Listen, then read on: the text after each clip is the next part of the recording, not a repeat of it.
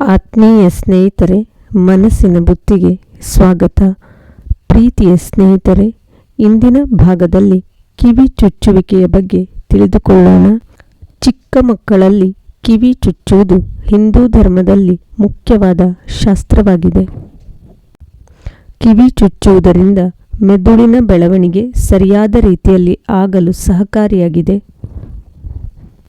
ಕಿವಿ ಮನುಷ್ಯನ ಅವಿಭಾಜ್ಯ ಅಂಗಗಳಲ್ಲಿ ಒಂದು ಭಾಗ ಮತ್ತು ದ್ವಾರಗಳು ಮೆದುಳು ಮತ್ತು ದೇಹದ ಸಂಪೂರ್ಣ ಆರೋಗ್ಯದ ಮೇಲೆ ಪರಿಣಾಮವನ್ನು ಬೀರುತ್ತದೆ.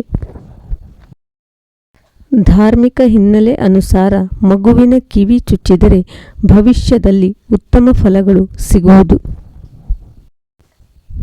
ಕಿವಿ ಕೇಂದ್ರ ಬಿಂದು ದೃಷ್ಟಿ ಕೇಂದ್ರವಾಗಿದೆ. ಮಗುವಿನ ಶ್ರವಣವನ್ನು ಕಾಪಾಡುವಲ್ಲಿ ಪ್ರಮುಖ ಪಾತ್ರ ವಹಿಸುತ್ತದೆ. ಕಿವಿ ಹಾಲೆಗಳು ಮೆರಿಡಿಯನ್ ಪಾಯಿಂಟ್ ಹೊಂದಿದ್ದು ಅದು ಬಲಭಾಗವನ್ನು ಮೆದುಳಿನ ಎಡಭಾಗಕ್ಕೆ ಸಂಪರ್ಕಿಸುತ್ತದೆ.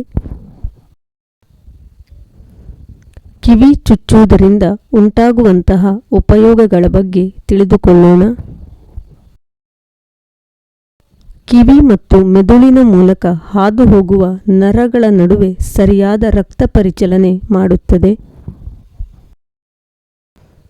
ಕಿವಿಗಳ ಮೇಲಿನ ಒತ್ತಡದಿಂದಾಗಿ ರಕ್ತ ಪರಿಚಲನೆ ಹೆಚ್ಚಾಗುತ್ತದೆ. ಚಿನ್ನ ಮತ್ತು ಬೆಳ್ಳಿಯ ಲೋಹವನ್ನು ಸಾಧಾರಣವಾಗಿ ಧರಿಸುತ್ತಾರೆ. ರಕ್ತ ಪರಿಚಲನೆಯನ್ನು ಸರಾಗವಾಗಿ ಮಾಡುತ್ತದೆ ಮತ್ತು ಆರೋಗ್ಯವನ್ನು ಸುಧಾರಿಸುತ್ತದೆ.